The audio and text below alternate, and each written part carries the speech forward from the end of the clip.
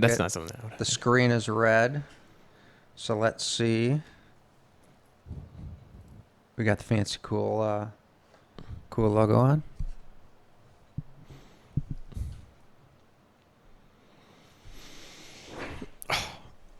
That was my chair. Chair. Yeah.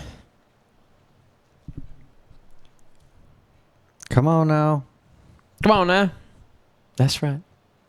That's right.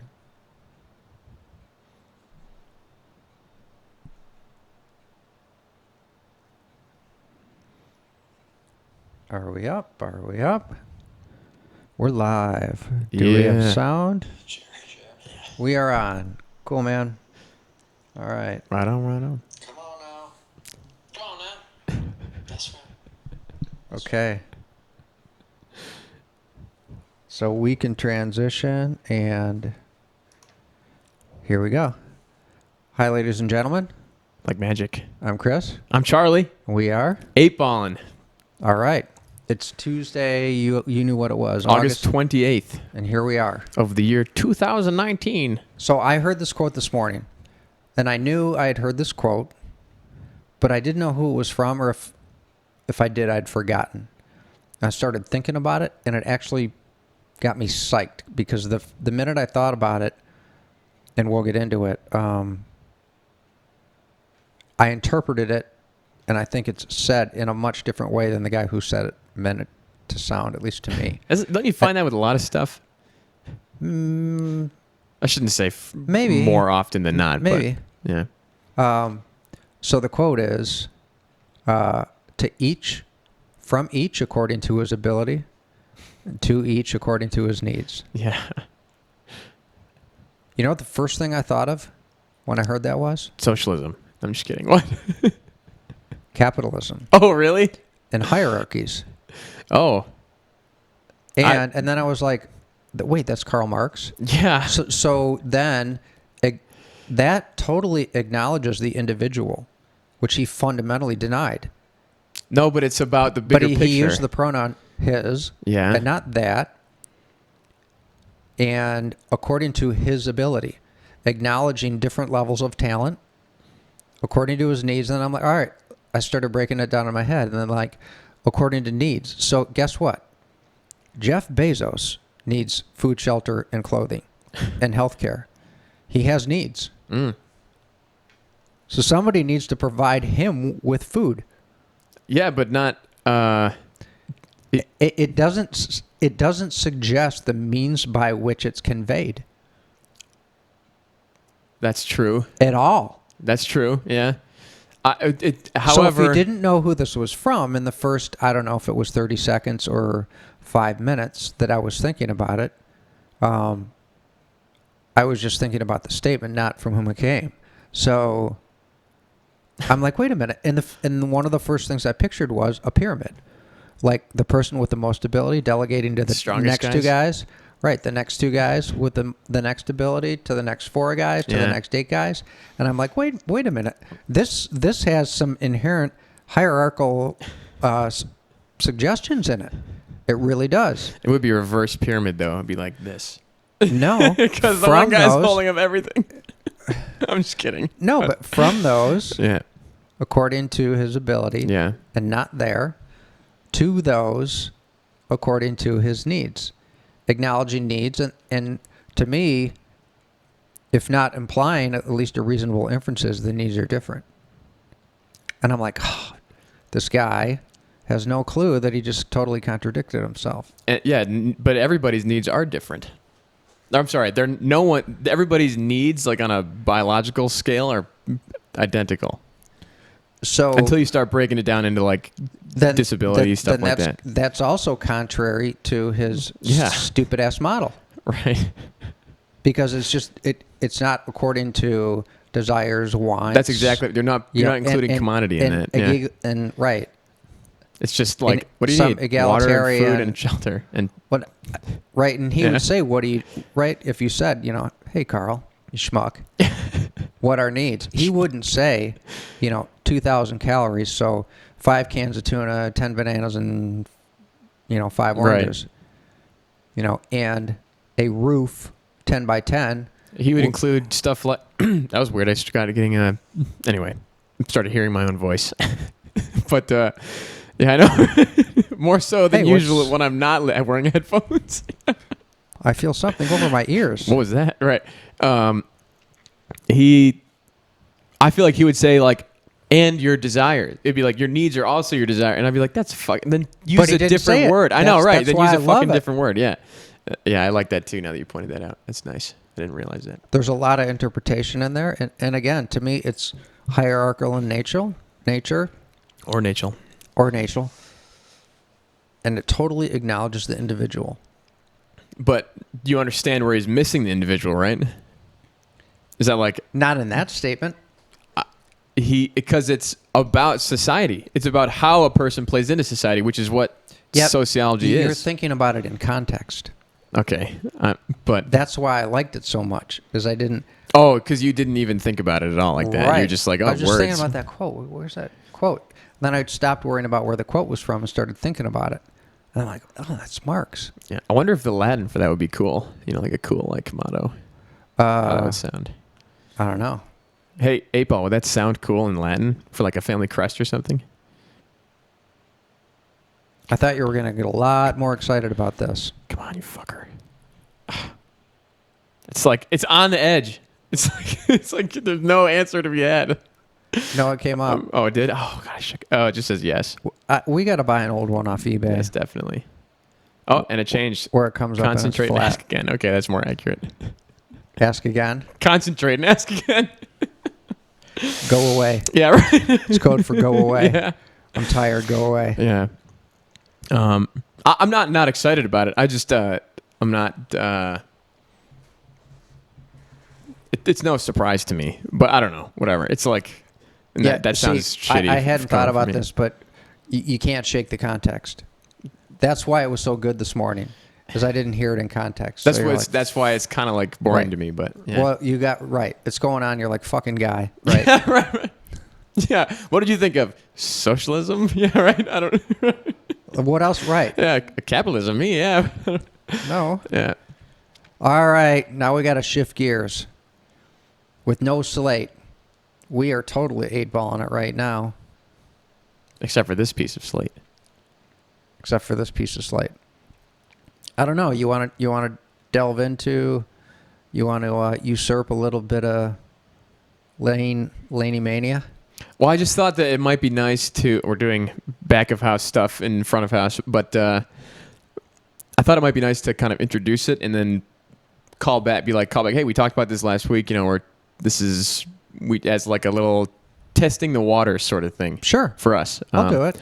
Yeah, we could even talk about my funny point, my inference about the backflip logic of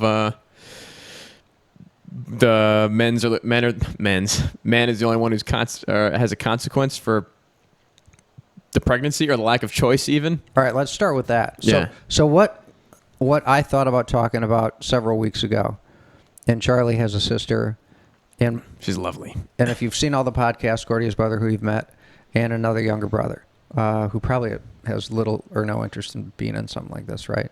Well, I think he does. Yeah. Depending on the topic. Yeah. Okay. Anyway. Sorry, Brandon, if I love you. Dissed you there. That was no diss. Okay. That would have just gone right over his head if you hadn't missed it. Anyway, so I wanted to talk about women's reproductive rights, and as much as I want to talk about those issues, and in a unique way, I almost have little position on the issues themselves. I mean, I have a position, but not controversial at all. But the term itself is what bugs me. Women's reproductive rights.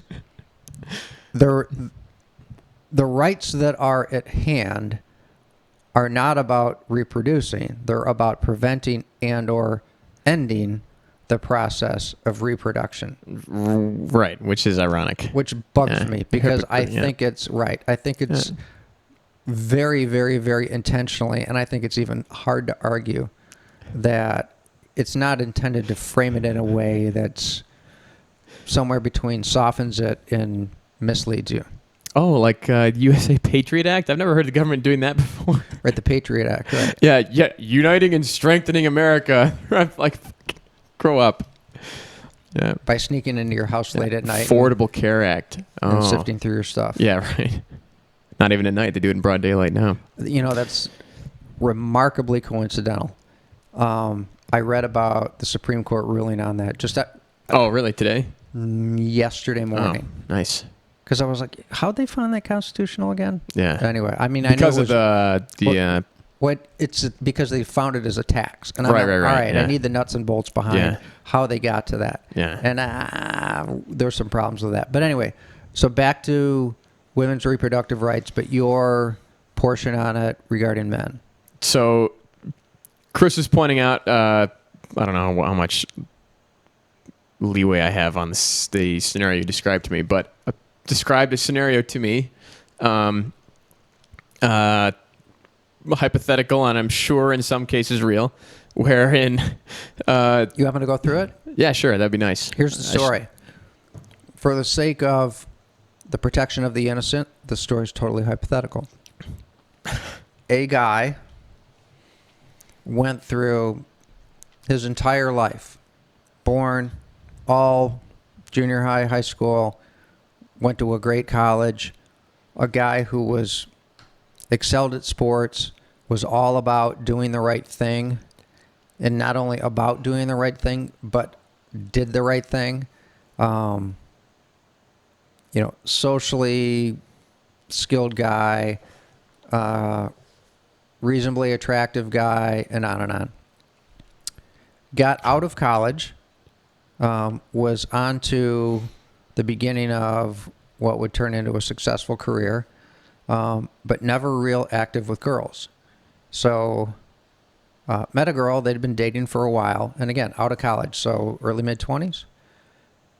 My age. Yeah. Your age. Yeah. Yeah. Decided they were going to have sex. Full on, do the deal. Talked about it. Hey, let's actually have sex. They'd been together, I don't know if it was weeks or months, but enough of a period of time that was the next natural progression. And they even talked about so they said, all right, what are we going to do for birth control? They agreed on a condom. Okay, so statistically like 98% effective or whatever it is. So we got a 2% chance of failure here, and this guy was educated in something that revolved around numbers. Right, so this is not a fail-safe. Hypothetical here. So in the event that we might fall into this 2% category, what might we decide? And an agreement was made that we would not be having babies. And lo and behold, they were 2 of the 100, and a pregnancy ensued, and a decision was made, a one-way decision was made to have a child. And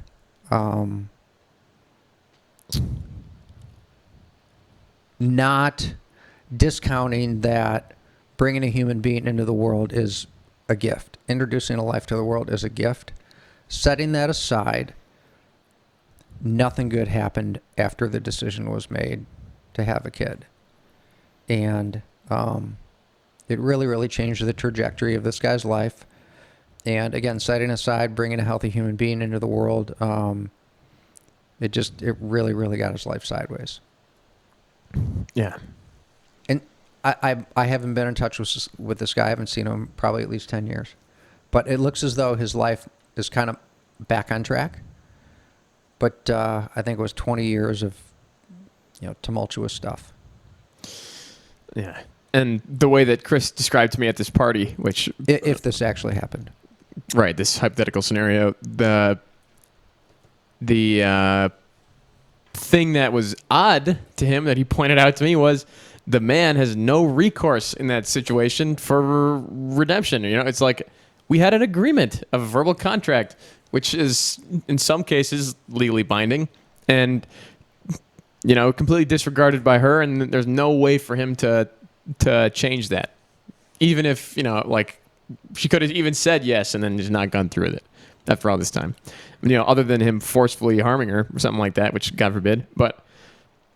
And I thought, I'm trying to remember exactly how I put it because it was good. But very interesting take. If you do some mental backflips, it's almost like the law so favors the woman and so punishes the man that it's like a protection thing. It's like the woman is obviously going to do something wrong. So the guy is the one who's doing who's the only one who has choice in that situation. Right. It's almost discriminatory in a sexist way against women. It's like you can't. You need protecting. Yeah, and the guy clearly doesn't because he's a man. He doesn't need the government's help. He's fine without it.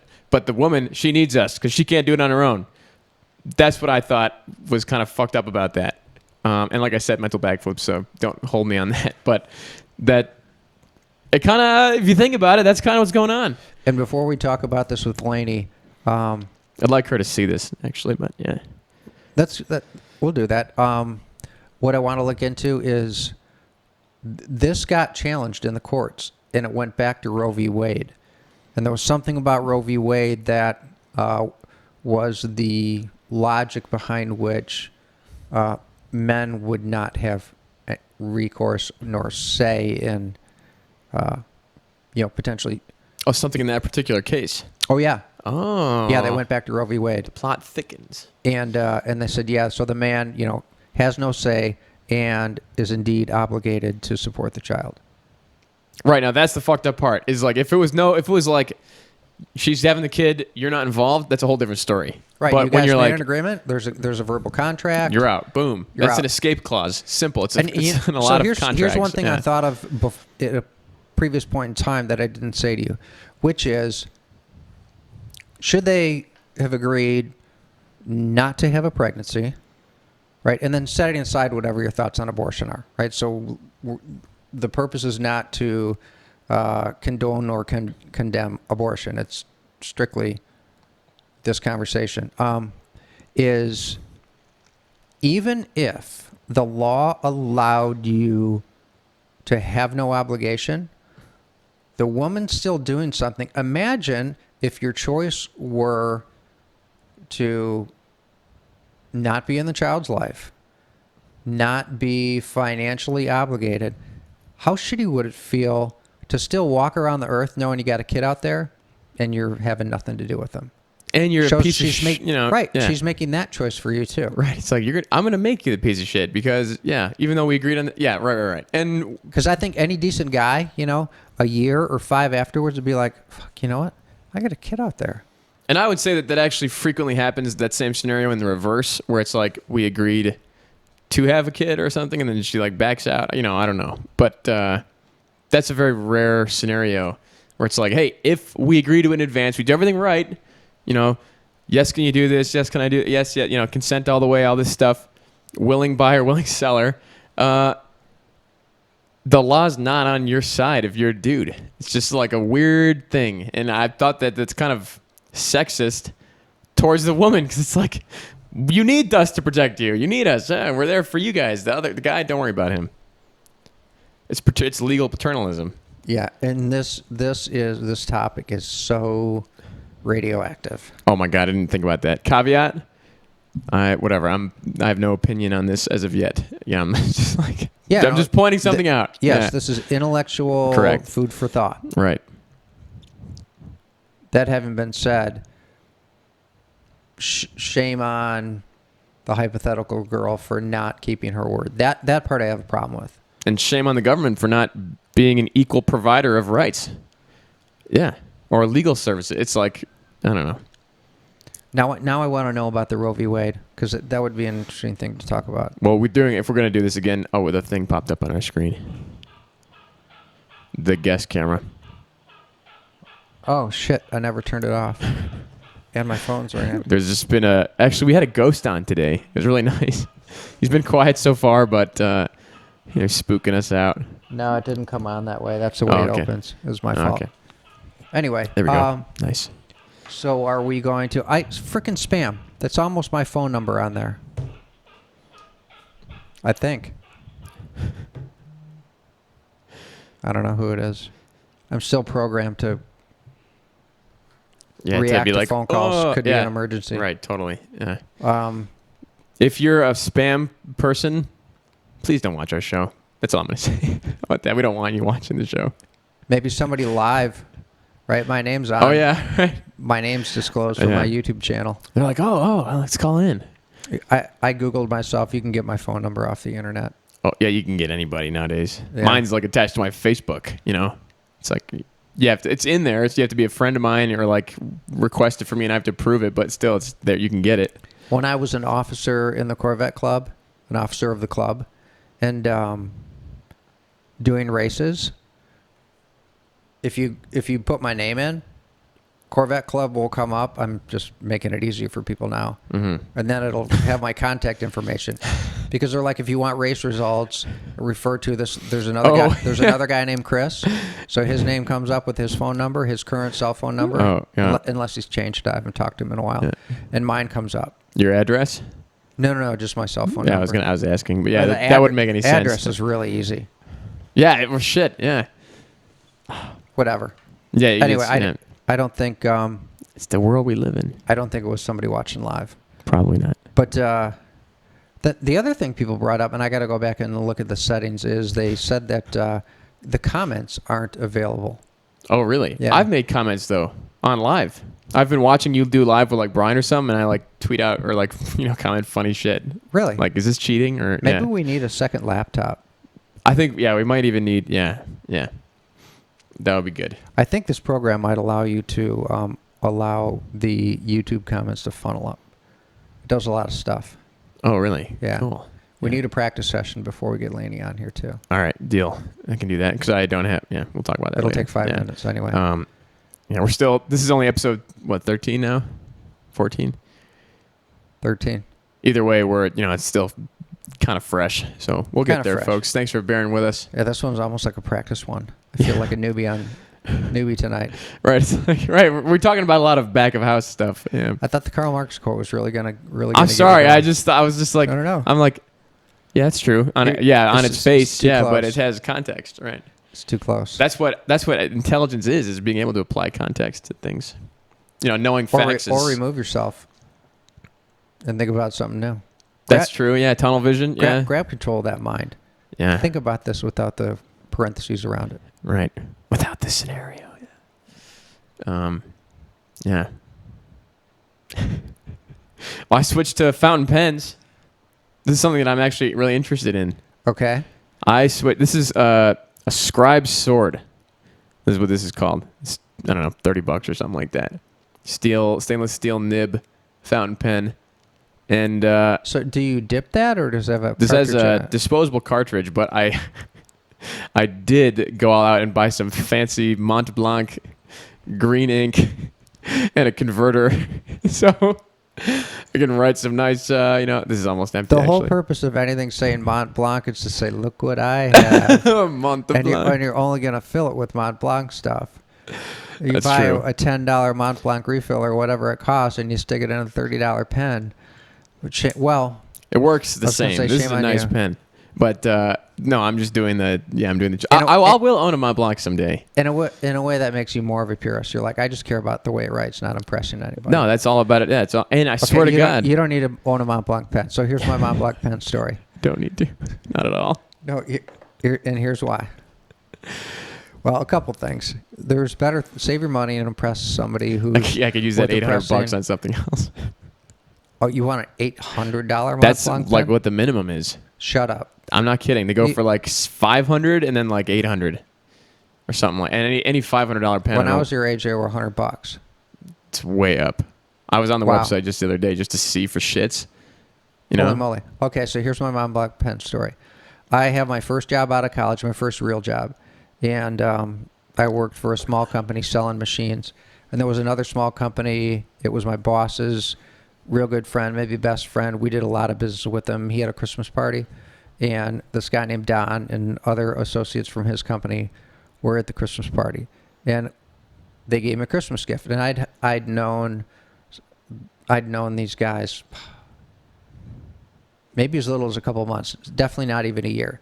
and they handed me a Christmas present. And I was flattered they just handed me anything. You're like, whoa, yeah. Yeah, it was cool. So I open it up, and it's a Mont Blanc pen. Wow. Yeah, it'd be worth $800 today if you kept it. So how's that? Well, so here's how the story goes. So I'm like, cool, I got a Mont Blanc pen. I'm really cool. I'm fucking, oh my God. I'm sales manager of a little machine. Chills. I'm sales manager of a little machine company. You know, I am so cool. I'm making great money, you know, and on and on. I'm spurging out. Right.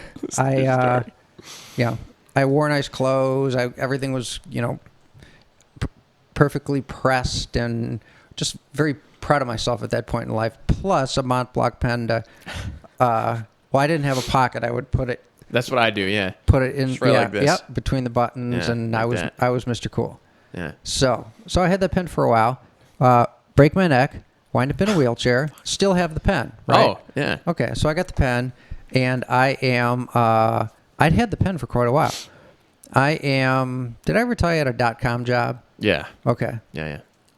And I was an even bigger shot. You know, the .com boom. I was a paper millionaire like a lot of other people. It was awesome. We were weeks away from an IPO. Goldman Sachs was going to be our underwriter. Yeah. Jeez. Yeah. I was like, months away from my first stock options granting, and our closest competitor was selling at $500 a share. And for the next 5 years, it came out to just under $10 million. Oh my God. Yeah. So you would have been hanging out with me. So it would have been like 1.8. I'm like, come October, 1.8 million, and it's happening to everybody. It's just happening. So this is like a short-term reality for me. Like over $1 million. Anyway, I'm telling a different story. So I got my Mont Blanc pen, and I'm at the computer at home. And that's right around when you had the ability to work from home. Mm-hmm. And you're on dial-up connection, and it's slow as hell.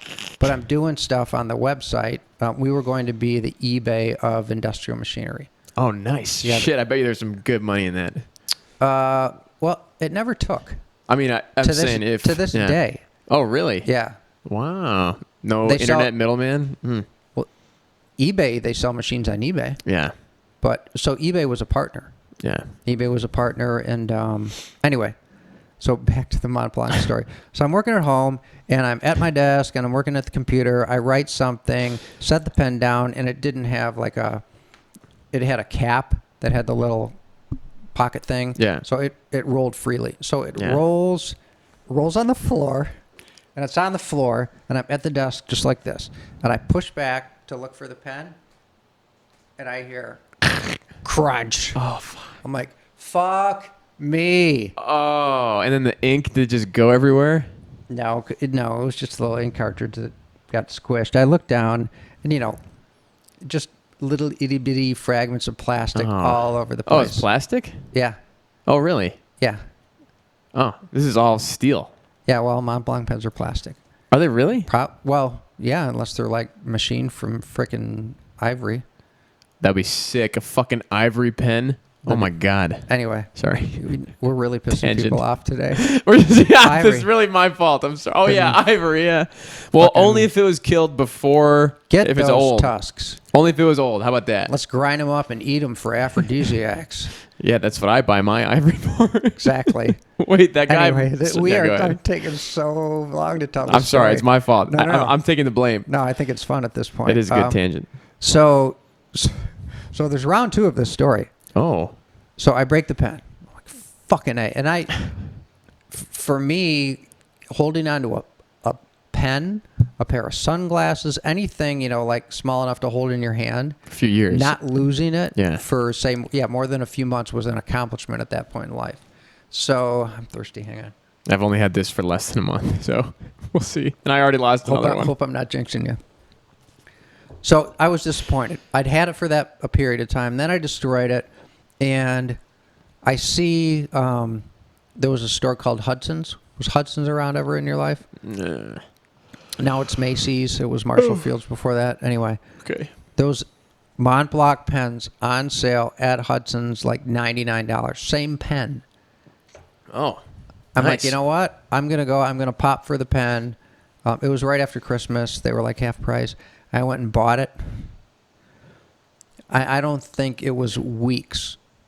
Lost it. I'm working at the same desk for the same company, roughly the same time of night, set the pen down in the same manner, knock it off in the same manner, push back in the same manner. Oh my God. Roll forward. Crunch. Oh, fuck. Oh my God. That is awful. Double fuck me, man. Really? Double fuck me. I'm sorry. I'm like, I'm never, ever owning a pen that costs more than $10 for the rest of my life. Even $10, like if you're going to go for, well, I guess. I like those zebra. That's true. Those stainless zebra pens. Yeah, those are nice. Sufficiently nice, and if I squish one, no big deal. Right. Weeks, man, weeks. Set it down. Lessons learned did not really help in that scenario. That's so funny. My favorite part of that story is I'm a sales manager at a small town, whatever, a small manufacturing thing. I'm a cool guy. I got a Montblanc pen. I got a Montblanc pen. That's the thing that I hate about this. It's because people who walk by my desk see me taking notes. It's like you can see there's something different about it, and most people are like, "What the fuck is that?" Most kids or people my age don't know. They're like, "What the what?" Like that. The girl that sat across from me called it a George Washington pen.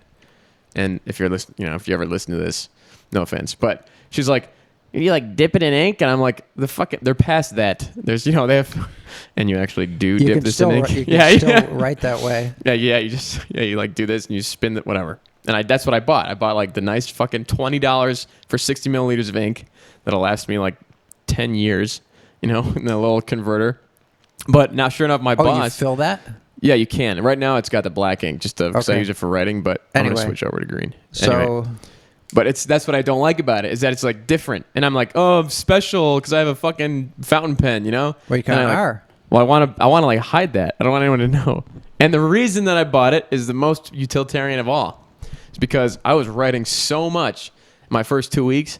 My hand, I couldn't fucking take it. It was god awful. One morning in the office, I'm like holding back tears because my hand hurts so much from writing with this stupid ballpoint pen. I even bought one of those Mr. Grip pens. Don't you have to keep the tip of a fountain pen oriented? Yes, you do, but that's very easy compared to having to push down and keep a muscle, especially because I never learned how to write without perching my hand on the table. So if you can write like this, that's fine because you're using your arm.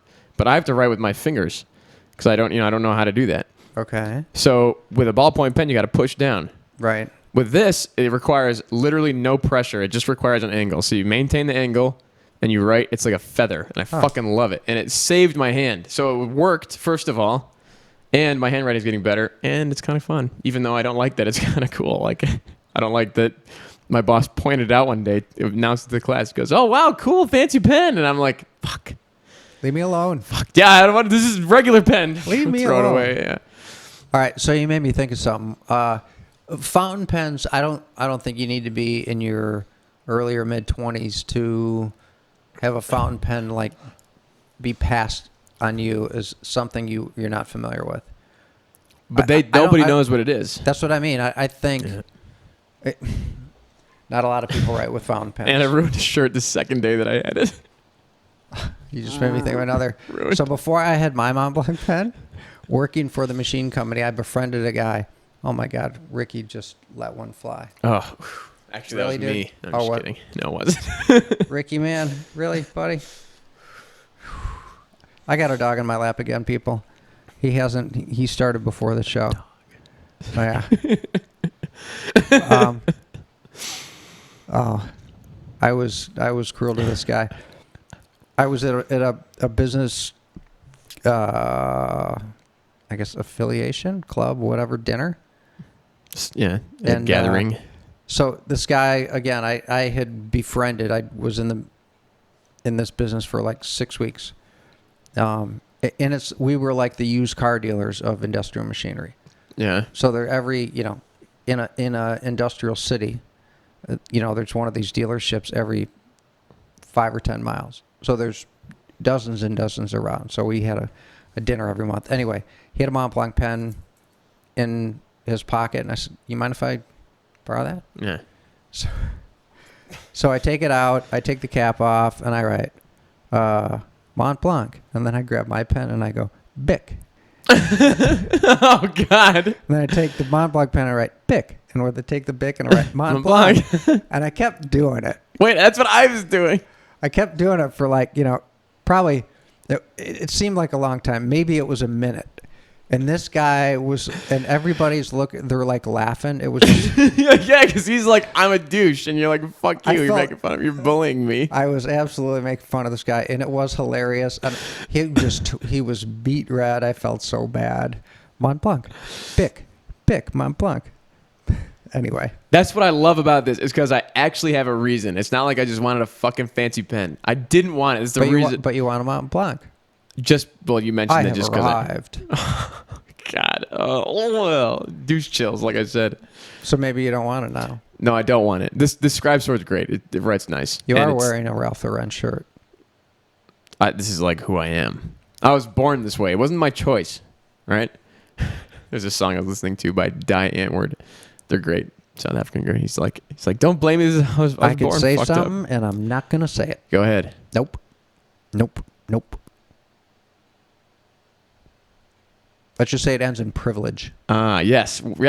No, truly. Yeah. First world problems, we'll call it. We're not going there. Yeah. Anyway, I already did, right? But in code. Not very veiled code either. Yeah, right. Ooh, can you decipher that one, Sherlock Holmes? Yeah. Anyway, pens. You made me think of something. That was a good Mont Blanc pen. I don't know. Whatever. I have a Mont Blanc pen. I got the watch bug. Don't get the watch bug. You That's will. Gordy has that, and I do too, but I don't have any money yet. So I'm like, It's well, whatever. But I don't know. I like jewelry, and I don't like to. You can only get away with so much as a guy. What's cool about the watch bug, or the watches, should you catch the watch bug, is part of the reason a lot of people like them is they are truly cool and unique pieces. They're mechanisms. Right. It's a machine. Yeah, a little machine. Yeah. Like this one, I like it. It's solar powered. It was only $700 or something like that, and I got a deal on it. Yeah. I think I only paid $4 or something for it, but yeah, it's solar powered. It receives the time signal from a radio. You understand that like 99.99, however far that might go, of the world, $400 is a fortune for a watch. Get on my level. You're a 1%er. Fuck yeah. In terms of world. Yeah, but I earned the money. I bought it for myself. I earned that money. It's like one of my first paychecks for my job at the pizzeria. But yeah, that was nice. Yeah, and it receives a time signal from a radio wave. And it's an atomic watch. I don't. I think that's. It says radio controlled. I think it's an atomic watch. But it's not. So there's a satellite roughly over Denver. Yeah. That is the U.S. military, I believe, satellite, and like that big silver clock in the kitchen. So any atomic clock needs to face west. If you're in Michigan. Okay. And it gets the signal, so that updates every night. So it's pretty cool. The clock's so big. If you ever look at it, look at the minute hand, and it's probably close to an inch between the little bars, and you'll actually see it tick every 10 seconds. There's six ticks each minute. So cool. And if you look at it like on your phone, it ticks. So it updates every night. So it's always within a fraction of a second, which is kind of neat. Atomic clocks update every night. Oh my God! So does that update every night? Is that what the literature said? It's constant, but it does have off and like an update period. It's like takes 30 minutes or something like that to receive a signal. Does it do it automatically during daylight savings time? Yes, it does. Do the hands go round and round and round? Yeah. Yeah, that's cool to watch. It really is cool, and it'll do it automatically. Obviously, but now if you leave it like face down because it operates on sunlight, it's supposed to go for 6 months without sun. In a cave, I could live with this. Yeah, but if it goes without sun for too long, you don't touch any buttons. Are you moving to a cave? I planned on it, but now it's kind of ruined. Not a surprise anymore. So, no. Are you moving to a cave? That was great. Ding. If you leave it, it'll stop moving. The hands will stop moving because it thinks that you're done. It's like, don't worry about me. And if I, as in like it presumes you're dead. Exactly. Wow. So the next guy can pick it up. No, it's like, I'm done for the fatalistic. night or whatever. Oh. And then when you pick it up, no, it goes around and catches up. it's supposed to. But if it's got a low charge, it'll do the off, but it won't do the on. So there's a glitch in the system. And if it is technically dead, then you have to restart the whole thing in order to get the atomic function to work. But if you put it face down at night, overnight, it'll stop. You turn it back over, put it on your wrist, and the hands go around. Press A. And that is super cool. Oh, I thought you were being sarcastic. No, that's super cool. Yeah, it's really cool to see. But whatever. It's yeah. Yeah, but if you leave it like that and it just happens to be low on battery or whatever, like it hasn't been in the sun for a few months, whatever, like it does natural light too, but it's way longer. I wonder if we're boring the shit out of people yeah, right now. I just was thinking that. Literally, as before it came out of your fucking mouth, it was like the thought was like, are we boring you guys? We got it. Yeah. I don't know. That could be what's going on. Or they could be like, hey, watch us. Watch is cool. I haven't gotten to say it yet. Anyway, the thing, you have to reset the whole fucking thing. And it takes a long time. You actually have to like set it with the radio, and you have to set all the leap year and the month and the fucking like, is it PM or AM or is it this? And it takes a long time. But usually you have to only do that once, right? And if you keep it charged up, it's fine. But now I've done that twice, and this is on manual right now. And it's just, it's off by like a minute every week. So I have to change it. Ugh, it really sucks. If it's a 6-month charge thing, how was that possible? Because sometimes I won't wear it for that long. Like in the winter, like depending on 6 months or a few months. Yeah, and it's not always fully charged. It has Can't to you get. put it on like a desk that gets some reasonable amount of sunlight? But it takes like 45 hours to. And that's true. But I have to be in that situation, and I have to leave it somewhere where I'm okay with leaving it, and it's I'm not getting the whole thing. But you're providing some very reasonable solutions to my problem. What do you live in a cave? I'm basically nocturnal. Yeah. I thought that was kind of clever. That was clever. Okay. I'm sorry. It hurt my feelings a little bit. We are it's amateur hour on 8-Ball on tonight, God, yeah, I've got to get it together. Shit, we talked about pens and watches. It's okay. That's a weird show, isn't it? Yes, it is. Yeah. How about lava lamps? What's next? I don't know. What the fuck is that goo? What is that stuff? Now I need to know. Yeah, right. That's what I'm saying. Thanks for giving me one more thing to do Saturday morning when I'm drinking my coffee. What the fuck is it? I can't tell you how many. I don't know if you're this way, but can't tell you how many hours I've when I got the first Corvette, and I had to know what oil would best protect the engine, right? Because I'm going to rail on this thing.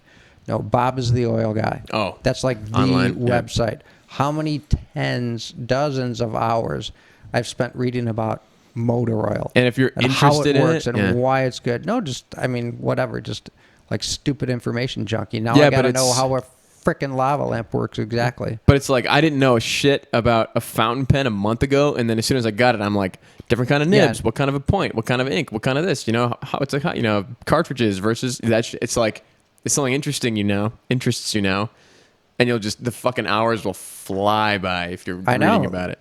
Right. Yeah. Right. I do that. I have a very addictive personality, especially when it comes to hobbies. I'll be reading on the computer on a Saturday morning, drinking coffee. Up, another pot. Up, fuck, it's noon. Right, and you're like, oh, another pot. Wow, it's a lot of coffee. Jeez. Yes, I drink a lot of coffee in the morning. Yeah. You ever notice? Yeah, never mind. No, yeah. go. No, it was stupid. I realized something. I'm ready for stupid. As is the audience at this point. Pee ever smell just like coffee sometimes? Oh my gosh. Sorry. If I have 2 or 3 cups of coffee before a urination cycle, it'll just be as bad as asparagus coffee. Wow. See, that's why I said never mind.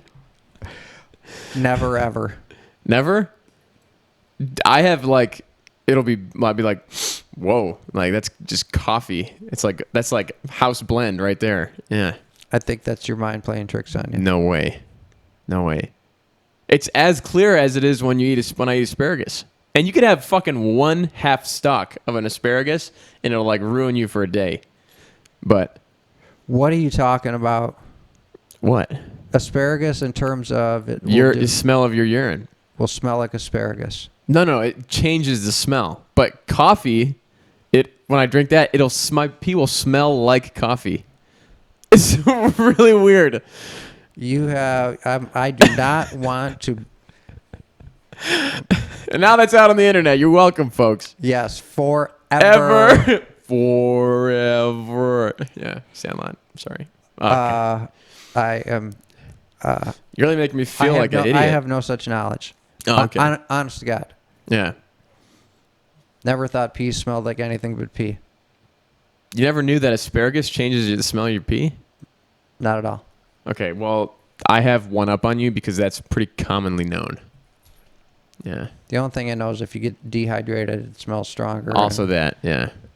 Right. Whatever. And, color is one thing, but I'm talking about, like, vapor. Yeah, I think we need to move on. Yeah. This is kind of interesting. It's like a nutrition segment. Sure, why not? Hey, let's do this. I think we need to. You were talking about just with your job, things are going well, about being motivated to do other things. Yeah, I wanted to talk about this. I've wanted to talk about this too, about people, about, just every day, like, if you don't like how you're doing at work, Yeah. decide why Fucking change it. and change your behavior. My boss now is a thing. He says, have a plan, do the plan. Have a plan, do the plan. Have a plan, do the plan. But it's that simple, man. He's not fucking wrong. Have a plan, do the plan. Yeah. One of my most productive periods at work, I'll tell you, my most productive is I went from just totally shifted gears. I was given a program management job, and I was launch manager of a big project. And I just immediately went to like our program management toolbox. And there's just these tracking documents, and I was in charge, in program management, your job is to make sure bunches of other people do their jobs. So every week I had a 2-hour call-in meeting, with like a WebEx. So the to-do list would go up, and nobody wants to be a fuck up in front of 20 other people. So we all met. Everybody had to sit through the 2 hours, and we went through everybody's shit. Yeah. Are you on time? If not, what's the recovery plan? It's like North Korea. Next. Yeah. Right? So everybody was up. Right. So it was just, and we had a system. So it was like an Excel-based tracking sheet, and you put each person, each task, how much they were done, and everybody was accountable, and you went over it every week. And it was just like, it was a plan. And you reviewed it. And again, if somebody was behind, you talked about why they were behind, how they were going to be caught up by the next week, and on and on. And then after that, what I did was every Friday, I would make a plan for the next week. I'd print it out on an 8.5 by 10, and those clear plexiglass picture frames. Stick it in one of those, put it on my desk. Monday morning, boom, there you go. This is what. So I had priority of the week, and then top 3. So the number 1 is, this is like what I have to get done. The other 3 are need to get done, but not the end of the world. And then like market basket under that. And when I did that, and when I consistently updated every Friday, so priority of the week would drop off, or, it would be, I would kind of treat myself like the sky was falling if it didn't get done, right? And then if the top 3 weren't done, one of those would usually be priority of the week for the next week, and keep doing it. And, things just went from the bottom of the page to the top, and boom, disappeared because they were getting done. Nice. Yeah, have a plan, do a plan. Yep. Anyway, but how that relates to, you're talking, motivation, and mine was kind of reverse order, though, now that I'm thinking about it. Because it wasn't like, mine isn't a story of I had motivation that got me out of a shitty situation. It was like I was in a fucking shitty situation, at least perceived. And then I got into a good situation, and my motivation went up. And we turned into a smile. But, you know what I'm saying? It's not like So I was telling Chris, I'm like, I didn't really feel good about myself at my old job because I was kind of like, fuck up, like failed out of college, at least my first attempt at university. And then got a job at a pizzeria as a delivery driver, got, I guess, what you might call a field promotion to waiter. And I worked like that for 3 years. And I loved that. I really, really love that job. But that being said, loving a job and loving yourself for doing a job or loving yourself for being where you are in life aren't the same thing. and I had a tough time caring about myself because the reality to me was, what am I? What's this worth anyway? I'm just some fucking dude. Like, I'm just a waiter. It's nothing to be proud of. Like some some dropout. That's up to you. It is up to you, but it's also, I actually believe that. It's like, if you're just going to do that, like, you might be able to make some people's lives better. That was the thing that made me happiest, was when other people told me that I made their day better. That's like a great thing for me. I'm like, at least I affected someone positively. Yeah, I mean, if you thought this is not the best use of my time and talent, then yeah, absolutely. Right. If that's haunting you. And it's funny, you said, perception, and we could talk about this for hours. Like, perception is reality. Perception right. I want to think about you. Yeah, your own head. Yeah. And that's what it was. And I was telling Chris, I didn't care about, he's like, yeah, you could put on some muscle. And I'm like, yeah, you're right. But back when I was doing that, I never really cared about that. I couldn't get myself to be like I said, like, what, I'm going to be a waiter with muscles? Yeah, that's great. Wow, ooh, muscular waiter, great. But now I care about myself. I'm doing well. I'm really enjoying my life in general and the people around me, which is, all systems green. Couldn't be happier. So lift a weight and eat a steak, man. No, but you're dead right. And I actually care about it, which is nice. And I'm going to use that motivation to make some changes. All right. And I don't know. I don't know if that anybody speaks to anybody. It's kind of interesting, but yeah, I mean, there's a lot of it is really simple. Like, if you don't like the way you look in terms of like fitness and body perception, all that. That's very surface, though. Yeah. Yeah, it is literally but that's surface. one of the easiest things to address. Right. Yeah. Just diet and diet and fitness. Yeah. Yeah. If you keep pulling up to fast food windows, don't do that. You're also gonna have an empty wallet. And if you can't get yourself to move at all, well, the front door is right there. The cheapest thing you can do is go out and walk. Yeah, you said buy a pair of tennis shoes. He's just gym membership you can be part of. Absolutely. Yeah. And I agree with that. And I need to go buy a pair of tennis shoes. Yep. Walking, running, jogging, whatever. Fuck, you can do it around the house. I work out in front of the TV. Yeah. That was nice, though. My old job, I could walk. If I worked a full day, I could have walked 11 miles in a full day. Here's a good one. All right. So I was a waiter at Bennigan's one summer in college. And, back home. You told me this. This is great. I don't know what I told you, but the story I'm about to tell you. So this is about like pain management. Oh. I learned something valuable that summer. So I would get up, I waited, and I would be, I would work the full shift. So the deal was, you got there at maybe 10:30ish, and you'd prep for lunch and do lunch, and then you'd shut down, and then you'd go home. I'd go home at like probably 1:32, depending. Oh wow, that's much later than me. So I'd get home, say 2:30. And then you had to be back at like 5:30, same routine. Yeah. So I had 3 hours off in the middle of the day, and it was one of those summers where it was just hot. Oh, you mean 1:30 p.m.? Yes. I meant a.m. Well, no, then I'd work from 5, and I'd be done at like between 10 and midnight, depending on the shift. Yeah. Anyway, so I had the middle of the day free, and I would come home and I would work out. And typically, my choice of time to run was not like 2:30 in the afternoon on a July day when it's freaking 90 and you can't escape the sun. But that summer, I learned a lot of physical discipline. And I remember the same stretch, and it was in a neighborhood that had blacktop roads, so the heat would just come rising up the last half mile of the run. But then that was when I really, I just started thinking about pain a lot differently. And that pain, I remember the one revelation, I'm like, you know what?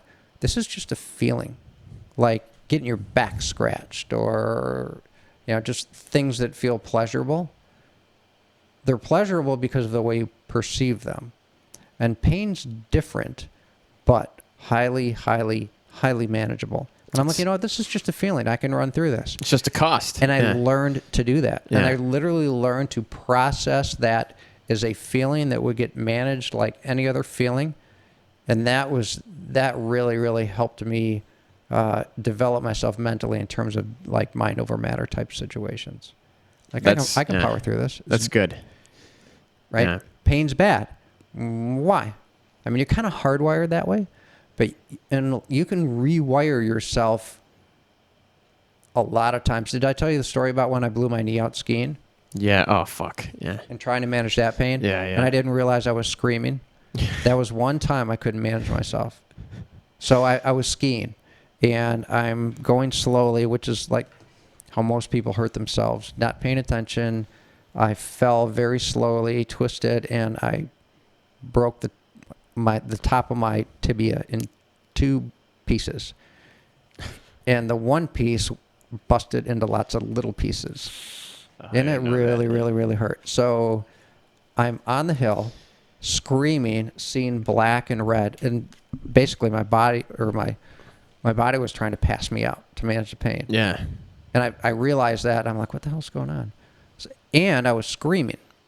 I'm screaming bloody freaking murder, just screaming, And I'm like, stop, get a hold of yourself, man, stop screaming. So that was the first thing I concentrated on. And then I'm seeing like black and red. And this is a very bizarre episode we're doing here. No, it's all right. Yeah. Anyway, so I was fighting not to pass out, and then I realized, again, I was screaming. I couldn't stop screaming. And I was like really pissed at myself. I'm like, stop, you're screaming like a fucking baby. Like everybody on the chairlift could, right, everybody on the chair, get a hold of yourself. Oh, the chairlift, was it above you?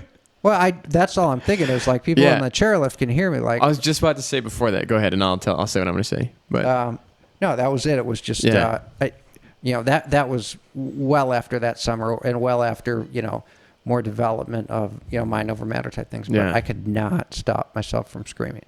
I was just going to, that's interesting. Like, oh, you know what this made me think of? Sorry to interrupt. No. Have you watched have you watched the Band of Brothers series? Mm-hmm. Have you seen the Pacific one?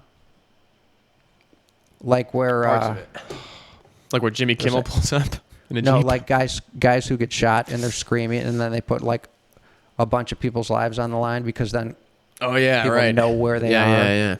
Yeah. And bad things have happened from people screaming in pain. Yeah. Anyway, I just thought horrible things. Yeah. Anyway.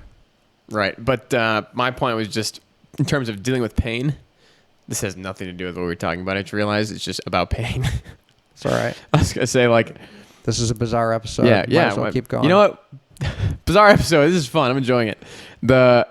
When you're alone, pain is much different. Like when you're in pain or like you get injured in front of people, it's a much, much different experience when you're by yourself.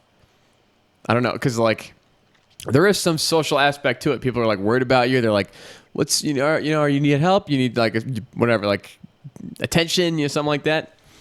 But when I'm by myself, I usually just go, "Oh fuck, whatever," like that. I've never been like I cut my hand pretty badly one time. I was up north doing some dumb shit, and it's just like, shit, I need to go put a Band-Aid on this.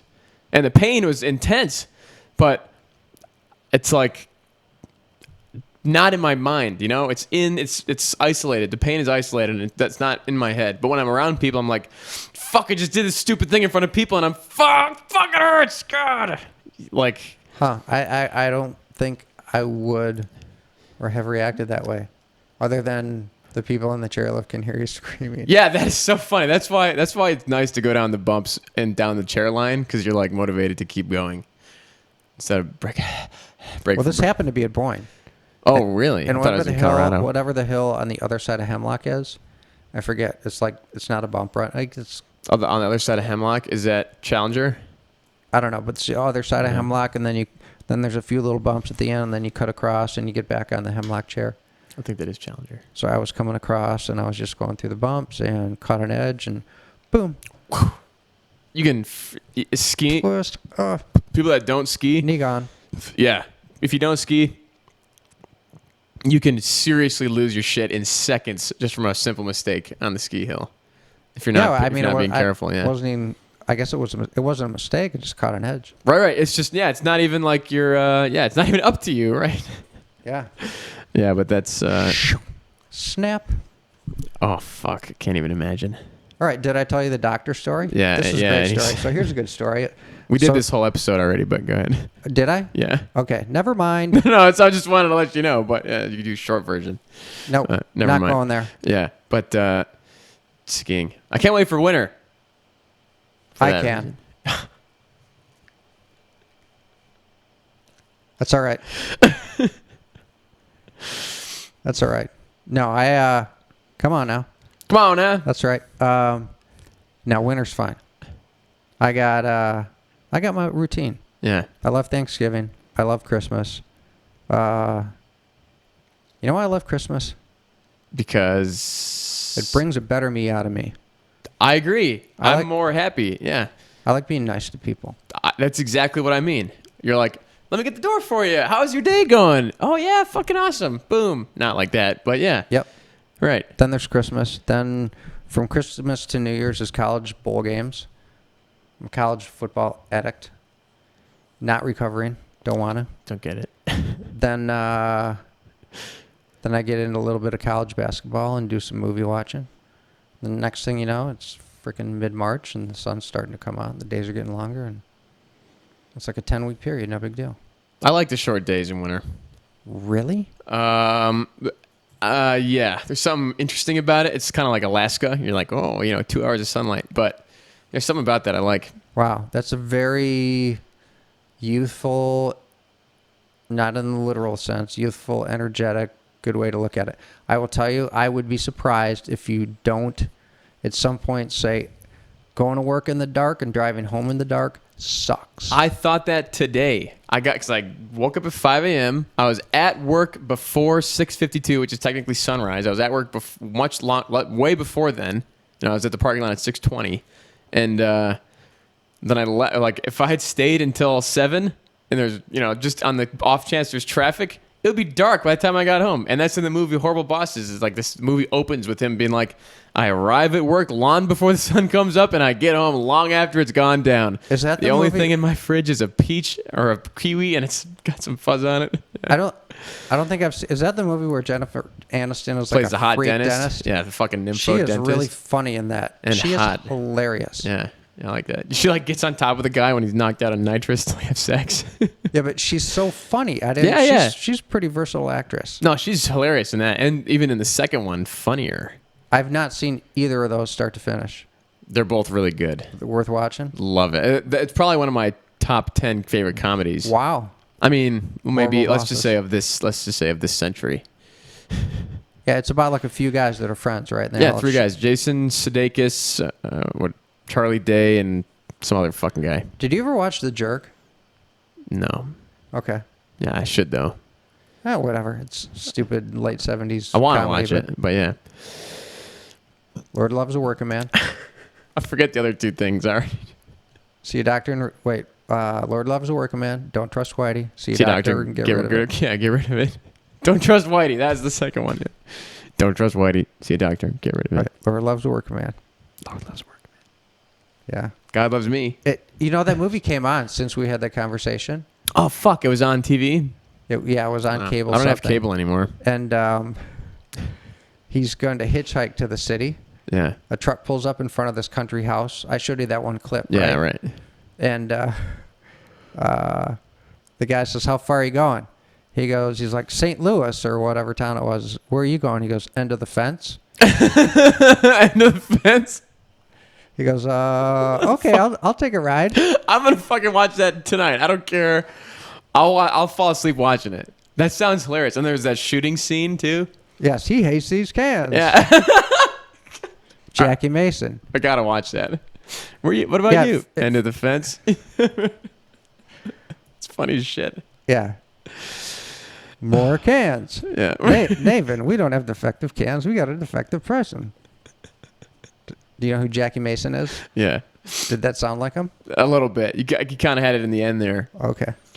You got to work on it. More cans. Yeah. Nathan R. Johnson, typical bastard. Die, run-of-the-mill son of a bitch. Die, run-of-the-mill son of a bitch. It's a funny movie. I think we should end it on that. Okay. How long have we been going? I don't know. I think like an hour and a half. Yeah. No way. Maybe an hour and 15. Wow. Yeah. Okay, yes, it's time to go. Yeah. Die. Wait, what was it? Whispered in my ear. Through the mic. I don't remember. Oh, die, run of the mill, son of a bitch. Yeah, that's how we're ending it? Yeah. All right, ladies and gentlemen, on that, we are out. Over and out. Peace.